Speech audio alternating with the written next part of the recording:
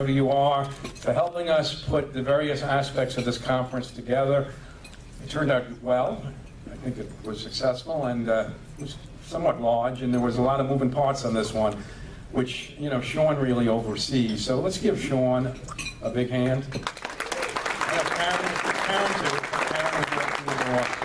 And thank you very much. So I hope you have enjoyed the conference. At least to this point. We do have the dinner tonight, which is usually a good occasion to mix with people that are in the state legislature. You know, as I said, I think we had a lot of informative speakers on important public policy topics. There's been certainly excellent political presentations, and we've had a number of outstanding candidates for public office just mingling through the room, introducing themselves to people. And I mean, that's part of these conferences, right? It's not about just sitting there and listening, because we have plenty to listen to, but it's about mingling people that you have heard about but have never met, and getting to know them. And maybe, if you're a county leader, getting some of the speakers to come to one of your events in your county, like your county dinner or something. And I'm just hoping people use this conference as an opportunity to do just that.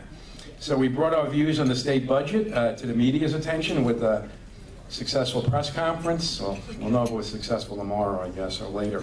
But it appeared to have gone well.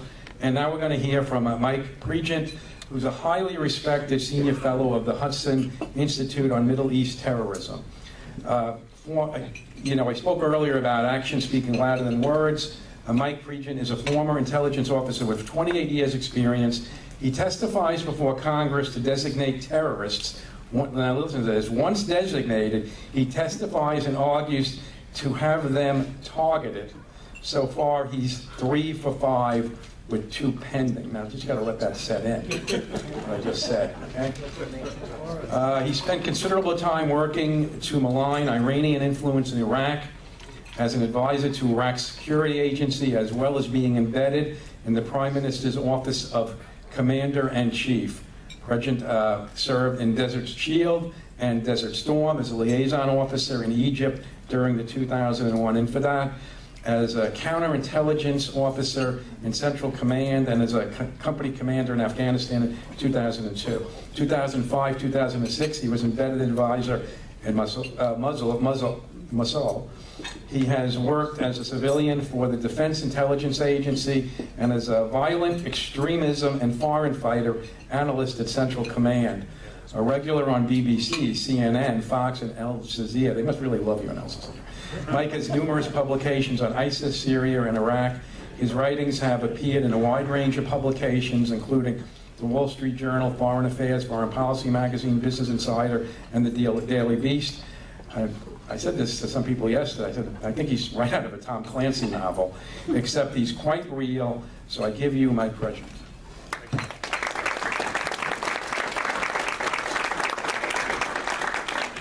Can everybody hear me okay? I'm going to try to walk around and not really use this podium. So we're about 9 months and 7 days away from an election. And these are our geopolitical foes, competitors, and enemies. Supreme Leader of Iran, you have Putin, Xi Jinping from China, and Erdogan, or Erdogan, depending on how you pronounce it, and then Kim Jong-un. Our political rivalries, our adversaries believe there are election outcomes that favor them, and that shouldn't be the case. They shouldn't believe that they can have a better advantage if a Democrat wins, or they shouldn't feel that way if a Republican wins. We got to get back to a place where it doesn't matter if we have a Democrat president or a Republican president, or our enemies fear us, and we're just not there right now.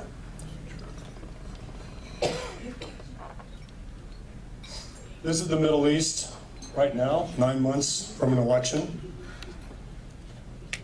These are the things that are happening. ISIS is not defeated. It's simply moved to the Al-Qaeda model.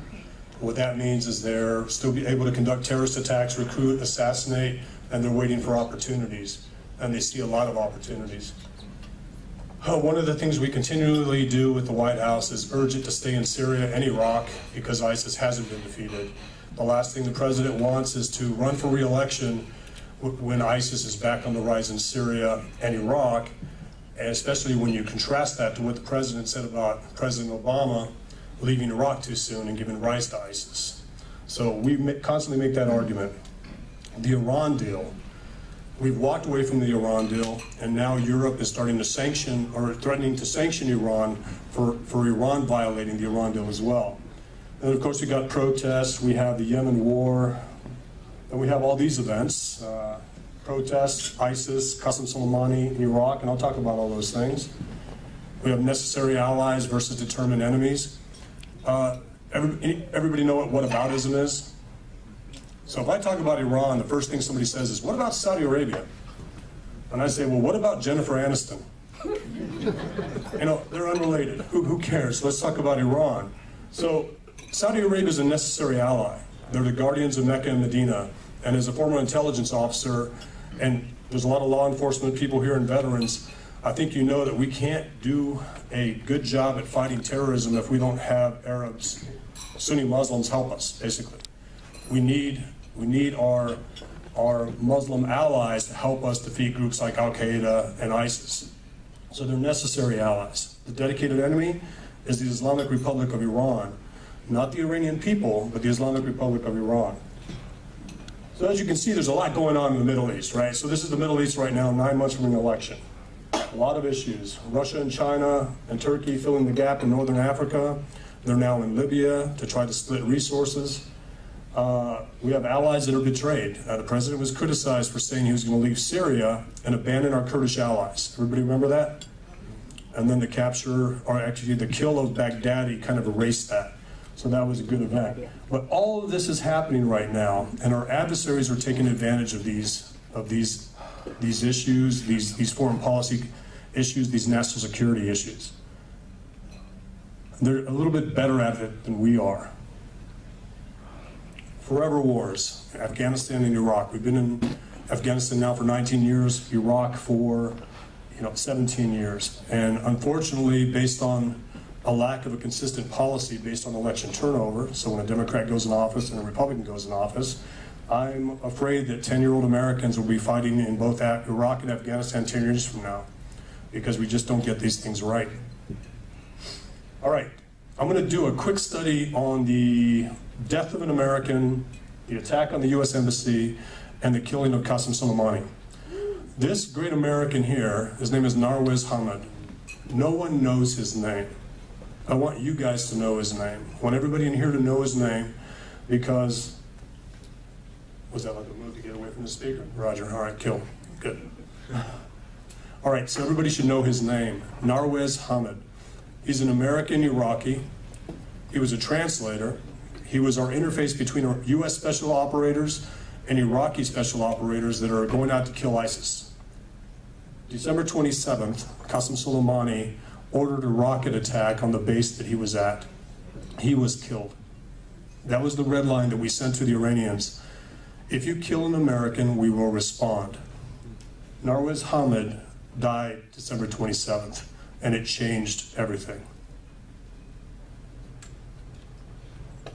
After he died, we conducted an attack on 5 bases belonging to a terrorist group, one that I've testified before to designate, Kitab Hezbollah. We all know Hezbollah from Lebanon. Well, these are the Iraqi Hezbollah brigades, commanded by a guy named Abu Mehdi al-Mohandes, someone else that we got designated, and somebody that I've argued should be targeted. We conducted an attack on, I'm sorry, I don't want to block your view there. We conducted an attack on 5 bases, and that prompted this. This was the attack on the U.S. Embassy in Baghdad. The narrative. Now, does everybody know there are protests across the region? Protests in Iran against the regime, protests in Iraq against Iran, protests in Lebanon against Lebanese Hezbollah and Iran. So there are protests in Baghdad against Iran and the government, and this was the dominant narrative in the media and with Democrats. Unfortunately, these were Democrat talking points. The peaceful anti-Iran protests are now anti-U.S. This was on the headlines, New York Times, CNN, even Fox News. Everybody was saying this. Now, it's because they don't know who those flags belong to. Those are Lebanese Hezbollah and Kataib Hezbollah flags. Those are the flags of designated terrorist groups. And those individuals are wearing fatigues. They are the militias tied to Qasem Soleimani. So when that narrative that somehow attacking bases along the Iraqi-Syrian border led to all of the Iraqis rallying behind the flag to condemn the United States, it was a BS narrative. A designated terrorist unit walked into the international zone, a heavily fortified area. The Iraqi government let them walk in, because that's how much influence Qasem Soleimani had on this government. That's how much influence Iran had on this government. Told them to stand down, open the gates, and these militias rolled in.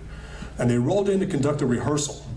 This attack was a rehearsal, and I'll talk about that here in a bit, what that rehearsal was all about. So we've all heard about the demand to show intelligence as to why we killed Qasem Soleimani, right? There's a big demand, you know, the president, show us the intelligence of the imminent threat that led to the targeting of Qasem Soleimani. Well, intelligence doesn't confirm an imminent threat. It's the smoke, it's the building that's been blown up the next day and the dead Americans that confirm the intelligence. The intelligence hints at an attack. The intelligence hints that something's coming. And when you get chatter that says that the U.S. Embassy is about to be taken over by Qasem Soleimani and his militias, you have to weigh that, because they had just conducted a rehearsal. And that's the slide before. So the chatter said that Qasem Soleimani and Mohandes wanted to take over the U.S. Embassy and take hostages, and then trade those hostages for sanctions relief. Gone are the days where Qasem Soleimani is going to get on the phone in 1950 and say, I'm planning to attack the U.S. Embassy and take hostages. Those days are over. Gone are the days where you're going to find the plan in an email.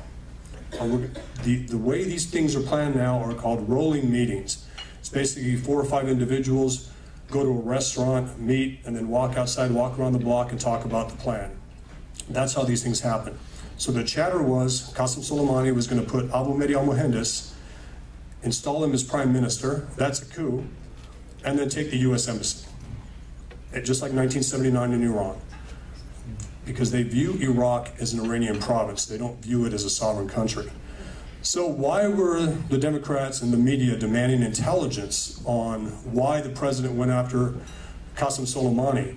They didn't demand the intelligence when we went after Osama bin Laden. They didn't demand the intelligence when we went after Baghdadi. They only demanded the intelligence when they went after somebody they knew nothing about. And let's admit it, how many people here did not hear of Qasem Soleimani before he was targeted? Well, let's be honest, a lot of people didn't know who he was, but we all knew who Osama bin Laden was, right?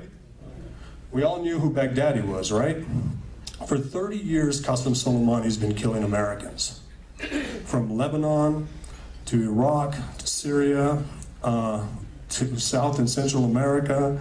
He's had his operatives target American embassies, Israeli embassies, Kuwaiti embassies.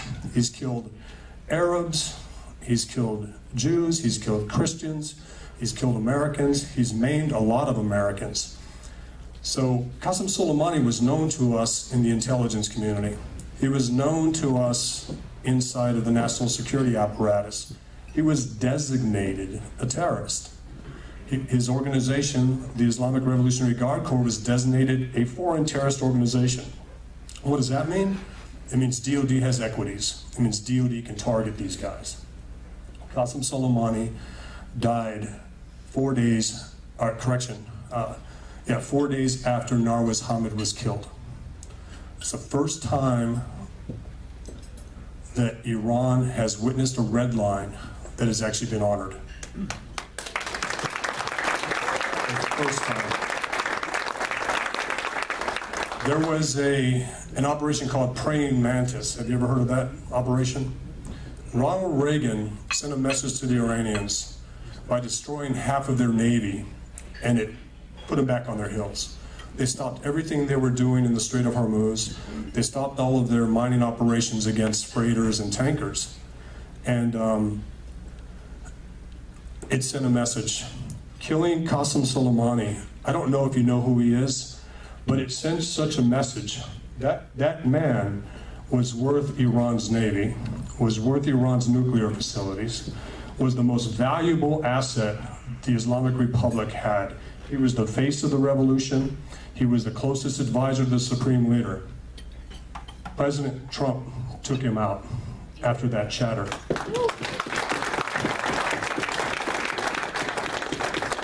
He took out another man, the most capable man inside of Iraq, Abu Mehdi al-Mohandes. They were the two individuals that were the ones capable of doing everything that we were hearing in the chatter. So he's gone. One of the things that I like about this is even Democrats and even their supporters in Europe were very surprised at the positions that Democrats took on Qasem Soleimani. They couldn't even call him a terrorist. You saw that up there. They wouldn't even call him a terrorist. They called him an official. They called him an ally in the war against ISIS. He was not an ally in the fight against ISIS. He stayed in an assembly area while the American special operators and their Iraqi counterparts with our intel and our aircraft decimated ISIS. And then they moved in to claim responsibility for it afterwards. And as they moved in, they terrorized the Sunni communities. They arrested anybody here who's every male here in this audience will be put in a trailer and driven away, and the families would stay back. And those men would never be seen again. They were disappeared. That's what Qasem Soleimani did in the ISIS campaign. He didn't help us with ISIS. He actually helped create resistance, create support for ISIS. And he's gone now. He was the most capable guy. And the argument is, well, if you kill him, somebody would just take his place. We hear this all the time. Well, when Osama bin Laden was killed, Zawahiri took his place. Al-Qaeda is less capable. When Baghdadi died, we don't even know the guy's name that took ISIS's place. There's a loss of capability. When Zarqawi, which basically he was the commander for ISIS forces in Iraq, when he died, the next guy named al-Masri, which means the Egyptian, we killed him, less capable. Then there was another Baghdadi, we killed him, less capable. And then ISIS turned into the Islamic State of Iraq. So we kill bad guys, we have to, especially when we designate them terrorists. And you know, I like that I'm 3 for 5 with 2 more to go. That doesn't mean I'm 3 and 2. It means I'm 3 and 2 more are now being targeted. We just haven't got confirmation yet. And when we do, it'll be a great day for Iraq. So the next narrative, so we have the anti-Iran protesters now hate America. They stormed the embassy, and then we have this, that President Trump is causing a war with Iran by killing Qasem Soleimani. Killing Qasem Soleimani was such a blow to the regime that it was the de-escalation event. They de-escalated. We know that they attacked an American base with 15 missiles.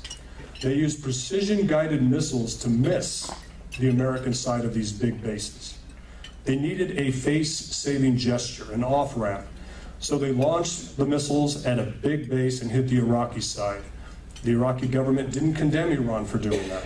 The Iraqi government instead condemned the United States for provoking a response. Now, we've all seen the news now where there's 34 Americans that have concussions and brain injuries, right? And, you know, when I first saw that, I said, well, that doesn't sit right with me that we're just finding this out, unless you put on your military hat and you start to understand what it means.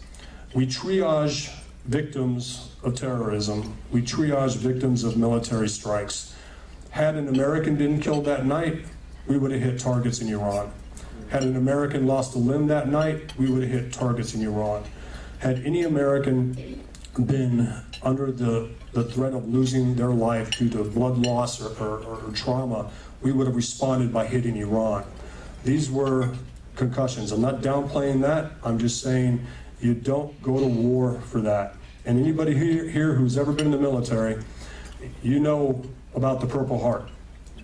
And you know that even people inside of convoys that get hit by an IED that have concussions will refuse to take the Purple Heart because it's not the same as the guy who lost a leg. It's not the same as the woman who was killed. So there is a weight to that. Now, had we all known the night of that attack that 34 Americans were injured, what would all of us in this room wanted the president to do? To respond, right? and to respond with force. What else can you do after you kill Qasem Soleimani? The president has communicated to the regime that we're willing to take out 52 targets. If they would have killed an American, we would have taken out a target package of those 52. But because we wanted to allow them to de-escalate, we said that this was a more successful attack than it was, and the administration decided not to release the injuries at the time. It's just coming out now, and now he's being criticized by the press and Democrats and Republicans. And there's criticism here that should come to the surface. But if you're looking to de-escalate and not start a war, you weigh these injuries differently. You just do. I'm a former military guy, and we just do. It's the harsh truth. Nobody likes it, but you just weigh them differently. So last night, they attacked the embassy again. You know that? Yeah. Yeah. So there were 5 rockets on the U.S. Embassy compound last night. God bless Kobe Bryant, but the media didn't talk at all about the embassy attack. I get it. We're consumers of news, and Kobe Bryant is at the top of the list. But last night, there were direct hits on the embassy. They hit the dining facility. There's a couple Americans that are injured. One is in critical condition, but there's no confirmation yet because we're still trying to de-escalate. But I assure you, if an American dies because of that attack, there will be repercussions. Now, we're hitting the militias inside of Iraq, but the repercussions I'm talking about will be targets inside of Iran. And the Iranian people are okay as long as it's not them. They're okay if we hit the regime. They're okay if we hit Qasem Soleimani's units. They're not okay if we hit, a civilian marketplace, something like that. We're not going to do that. So this is the whole last, 3 weeks of U.S. foreign policy has been about Iran. And the president did the right thing, again, by taking out Qasem Soleimani, and I would argue that we did the right thing by not disclosing these injuries right away, because it would have prompted a response, and we would have had to escalate big time to put Iran back in its place. Election interference. So we're going to get back on track here. All right, election interference. In 2020, who do you think our adversaries want to win? So this is a true test of election interference, right? Because if there is election interference, then we should see Bernie Sanders win. Right? I mean, who do the Russians want to be president? It's not President Trump. Who do the North Koreans want to be president? It's not President Trump. Who do the Iranians want to be president? It's not President Trump.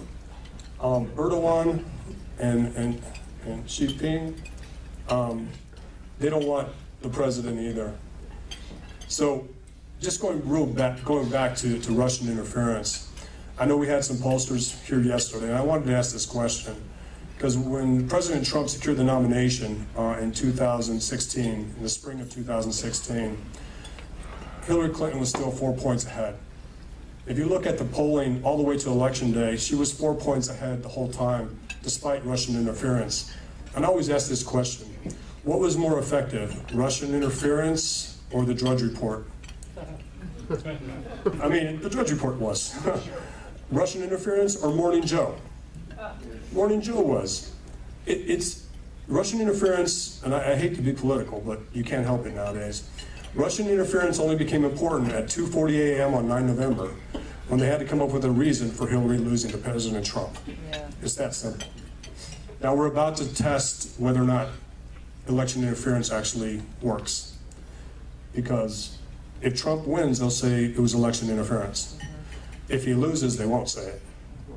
They won't say it at all. But every one of those adversaries has an ability to conduct cyber attacks, to put out fake news, to do things. But I would still argue, what's going to be more effective, the Drudge Report or Morning Joe, based on what these groups are going to do? And yesterday something resonated with me when one of the people that spoke said that the millennials get all their news from Twitter and they believe everything that they see. I think that's not true necessarily, because people are always calling things fake news. It depends on whether or not they agree with what they're seeing. If they agree with it, they believe it. If they disagree with it, it's got to be fake. So I think you know, one of my buddies, former FBI guy, testifies on Russian interference, and he was challenged by a Republican senator. He said, well, what do we do about it? And the fixes were, don't believe everything you read, don't believe everything you hear, and upgrade your security software on your computer. That was how you dealt with Russian interference. And it's laughable because I'm from Texas. You know, I was born in New York, but I got to Texas as soon as I could. I'm sorry to say that. I was born at West Point Military Academy, so it wasn't really like being a New Yorker. So Russian interference to me is, I need to be blackmailed, you need to kidnap a family member, you need to recruit a militia and have it move from Mexico into El Paso to conduct harassing operations and ambushes, and I need to be honeypotted. That's how you change my vote. You don't change it with a tweet or a Facebook post. And that's what this Russian interference looked like. And if anything, I was on a panel with Brett Baer from Fox News, and he asked me, so what do you think the Russians learned? I said, the Russians learned that they can manipulate the media by simply putting something out there. The media is the useful tool to the Russians. It's not a congressman, it's not a president, it's not a governor, it's the media. And now, unfortunately, it's that youth what's the word I'm looking for, demographic that we talked about yesterday that's susceptible to Russian interference. Not to get them to be for something, but to get them to look at something in a negative way. You know, all they would have to do is put out that Trump met with Putin in Mar-a-Lago, and half the country would believe it. You know, and discuss the 2020 election. That's how easy it is. So, election interference. These are the people that can do it, and I assure you they don't want to see President Trump win re-election. But each one of them believes he will, and each one of them don't believe that he's been hurt by this impeachment. Now, of course, everybody heard about John Bolton this morning. You know, the big deal, right? John Bolton saying that he was talking to the president about, you know, holding back funding to Ukraine until they investigated the Bidens. The president's already said it's not true, so we'll deal with that. But I think we're going to get witnesses, but I still don't think that the president's going to be hurt by this. I think this is a big election campaign advertisement for him that he's not having to pay for, at least at this point. All right, so let's look at the top four. Russia's not afraid of anybody on that stage. China isn't either. I mean, remember when Joe Biden said China wasn't a geopolitical threat? They weren't a big deal, and then he, of course, he backtracked on that. Iran isn't afraid of any one of them because every one of them said that they'll jump right back into the Iran deal without negotiating. And one of the things I loved to say about 4 months ago was, if we don't fix the Iran deal in the second term of Kamala Harris's presidency, we can't say that anymore, Iran will be able to put a nuclear warhead on top of a ballistic missile and be in compliance with the JCPOA, the Iran deal. That's how bad it was. That in 2028, they could actually put a nuclear warhead on a ballistic missile and be in compliance. And Obama's team will say that's not true, because we'll renegotiate in 2028 with Iran. Like, what are you talking about? If Iran's in a position of strength, why are they going to negotiate to dismantle a nuclear program when it now saves the regime? It keeps the regime in place. It makes them a powerhouse in the Middle East. So these are really easy arguments to knock down. Buttigieg is the only veteran on that stage. I think he spent about 4 months in Afghanistan as a Navy intel guy. I can say that as an Army intel guy. I spent 5 years in the Middle East working these issues and was a company commander in Afghanistan. Not to pit my service against his, but not every veteran's service is the same. It's just not the same. He doesn't have a policy for Afghanistan. He doesn't have a policy for Iraq. And what's unfortunate, remember I showed that slide on the Middle East with all those events? Every one of those candidates is going to pull out of Iraq, pull out of Syria, pull out of Afghanistan, and rejoin the Iran deal, which will mean 10-year-old Americans will be going back to Iraq, Afghanistan, and Syria over the next 10 years to deal with these problems because we don't get them right. I'm not for forever wars. I'm not. I'm for getting it right. This joke works in DC. I don't know if it'll work here. But we need a Belichick strategy for Afghanistan and Iraq, right? Yep. All right, there you go, one Patriots fan. Because, 17 years of a consistent policy, Super Bowl wins, a solid team, versus a Dan Snyder effort. And that's the Washington Redskins owner, who changes out the team every year in hopes of a Super Bowl, and he never gets there. That's what U.S. foreign policy is starting to look like, unfortunately. Our adversaries want someone on this stage. Preferably Bernie Sanders, or it's going to be Bernie Sanders or Biden right now until we get a wild card. Bloomberg might be probably the toughest guy on the floor, just based on some of his previous comments. Of course, he has had to correct them during the election cycle. But we're looking for something that's a consistent foreign policy, something that's consistent so our adversaries, again, don't believe that if a Democrat wins, it favors us, or a Republican wins, it favors us. And we politicize everything. If you're a Republican, you're supposed to be pro-Russia. Isn't that ridiculous? I mean, how many of us in here are pro-Russia? And if you're a Democrat, you're only against Russia on Twitter and Facebook. But you're not against Russia in the Ukraine, Crimea, or Syria. On China, China's pragmatic. I always use the Venezuela argument with China. They don't care if it's Guaido or Maduro, as long as their assets are protected. So, but they're looking for an alternative in Iran, and anytime an alternative pops up, they put them in prison, he or she. Nobody's afraid of anybody on this stage, and they should be. And our politics are getting so toxic to the point where if I'm against the Islamic Republic of Iran, I'm a neocon warmonger. And I really would love to get back to a foreign policy. Remember before Obama became president, everybody felt the same way about the Islamic Republic of Iran? They did. Obama did a brilliant thing. He was able to wrap the Iran deal in a US flag and in his legacy, so that anytime a Democrat criticized it, it was as though the Democrat was criticizing Obama. And that was something that they were afraid to do. I spoke to Senator Manchin, Senator Cardin, Senator Schumer, and Senator Menendez. Each of them were opposed to the Iran deal.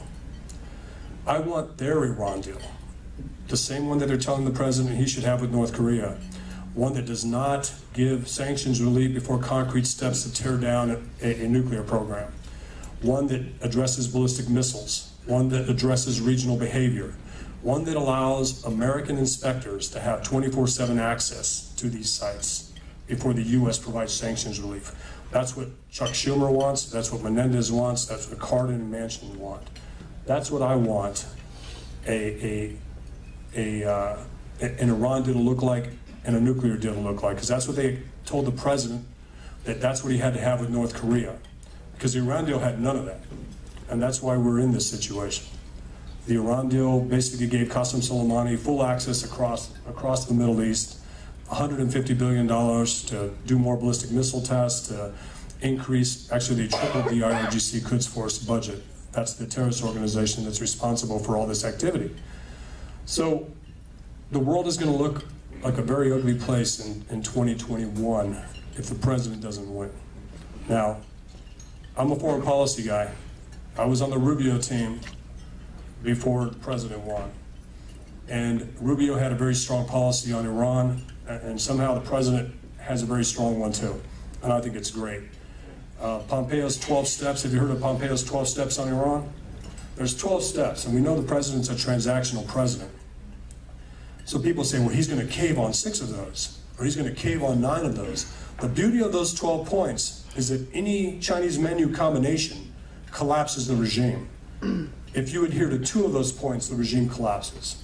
3, it collapses. 1, it seriously hurts itself, and I would argue that the regime will collapse on its own, because while we were in the JCPOA, and before we reimposed sanctions, they mismanaged their economy to the point where the supreme leader, every day in his intelligence report, gets asked 3 questions.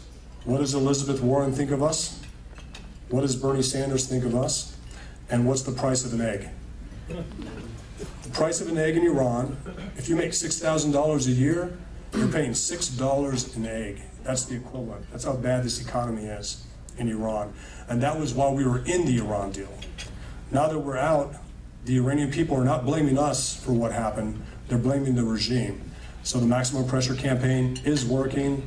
The regime will collapse, but the regime also thinks it's going to get a lifeline if one of those four get on stage.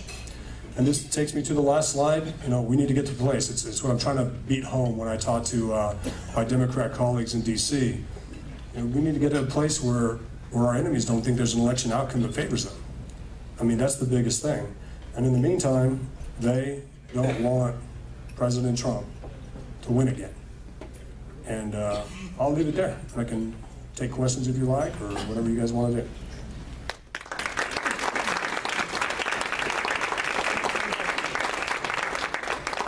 Questions?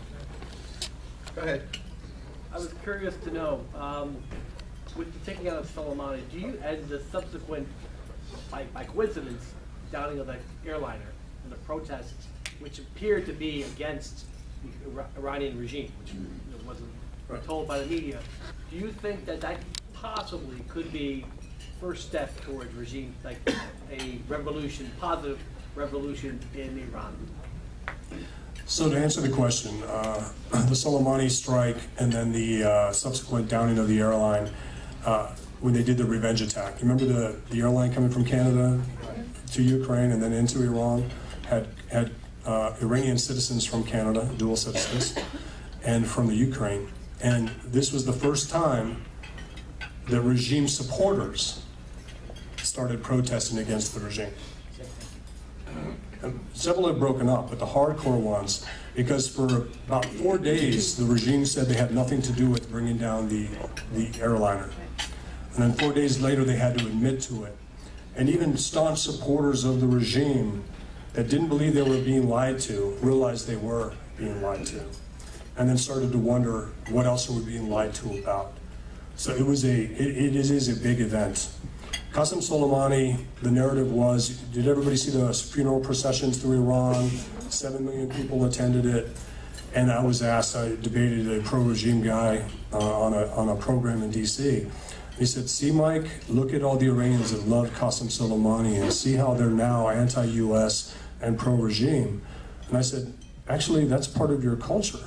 For 7 days, there's a funeral procession and everybody shows their respects. It's just like a funeral in Washington, D.C. when a rival president passes away.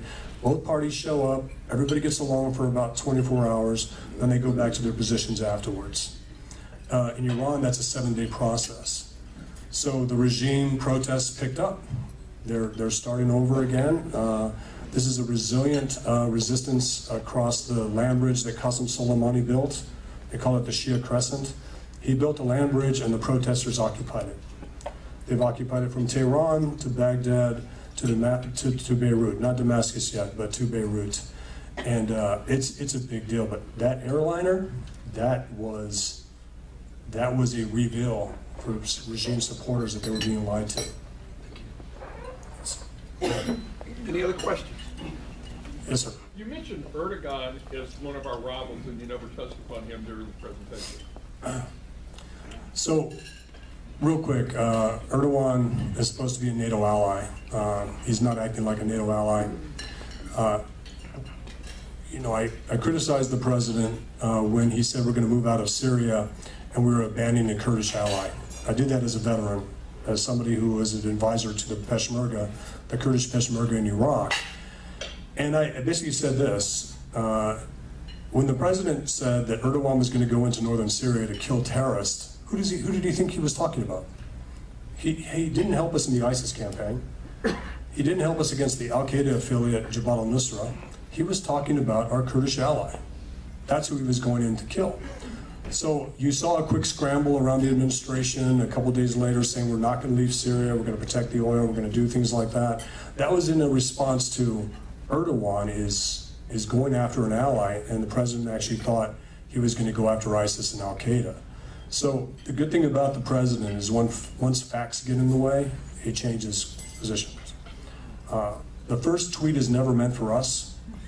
It's always meant for an adversary, a geopolitical foe, a competitor. The second tweet is meant for the people overseas that he may have offended. And the third tweet is just sent in a different direction to rile up the media. And then now Erdogan is in Libya with Russia because they had this technique that they used in Syria to exploit resources. So now Erdogan and Putin are splitting up the resources in Libya under the guise of fighting terrorism. And we got to call that out. And we're urging the president inside of the national security apparatus to do that. Yes, sir. Yeah, I'm a full supporter of Israel, Likud, Netanyahu, so I'm using Israel just as a standard to measure against. Hypothetically, if we had supported the Shah of Iran the way we've always supported Israel, would he still be possibly in power, and he and his family? Yeah, I don't like time travel foreign policy. I mean, because then we go like, should we have ever invaded Iraq? You know, what the Shah, under the Shah was a police state. Understood. And what it did is it brought up Islamists. Now, these secular Persians that we'll never hear about, the artists, the musicians, the philosophers, the scientists, we don't know about them because the regime puts them in prison and puts them away. So what's going to happen in Iran is the Islamists are going to be replaced by something that's not a police state, that's more pro-Western. It doesn't need to be secular, but something that actually honors the Persian culture as opposed to reverting back to another police state. And we always have the argument because we're really bad at regime change. You know, Iraq, other places, we're never going to do those types of things again. We're never going to roll 100,000 U.S. troops into something unless it's to save Europe from a Russian invasion. But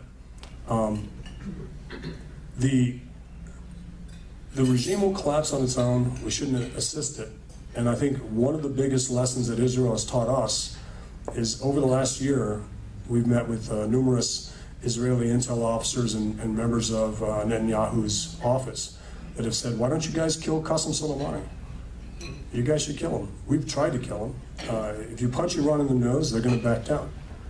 And you know, some of that happened. Our Israeli allies were conducting airstrikes inside of Iraq against Kataib Hezbollah weapons depots.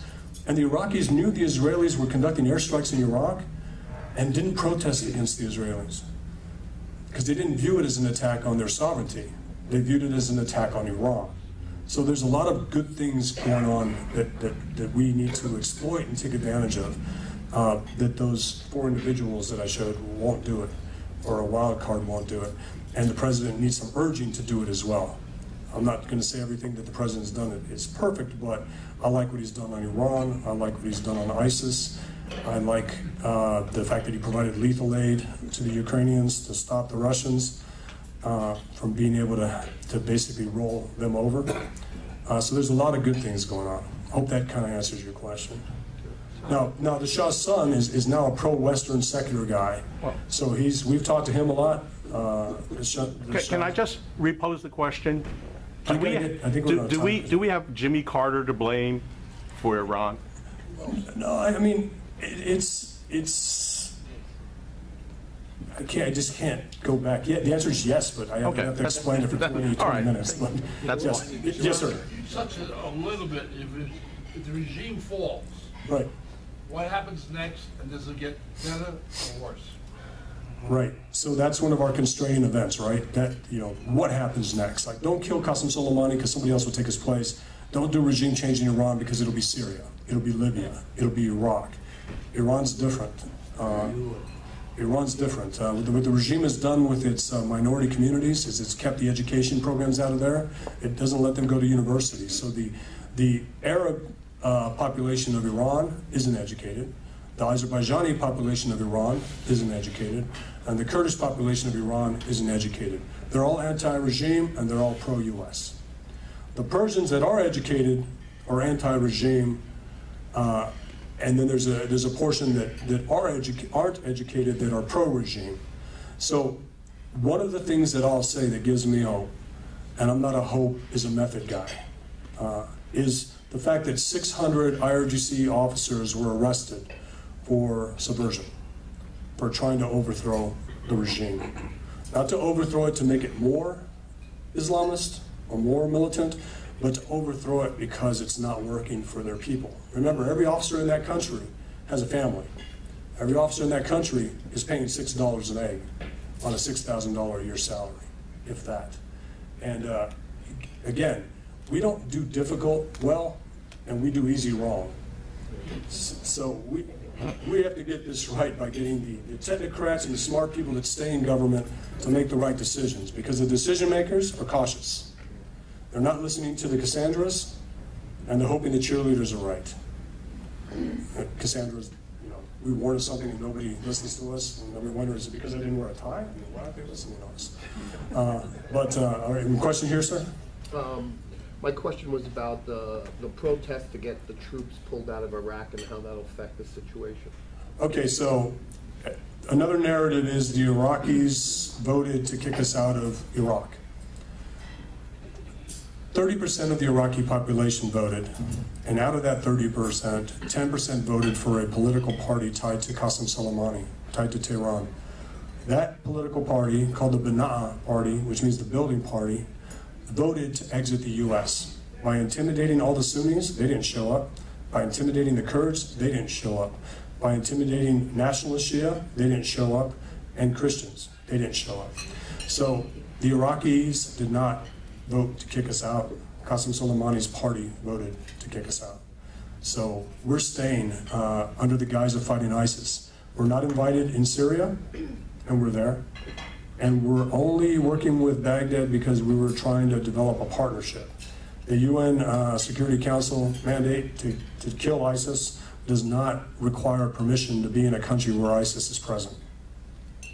Thank you. Any other questions? Okay. Hey, thank you so much.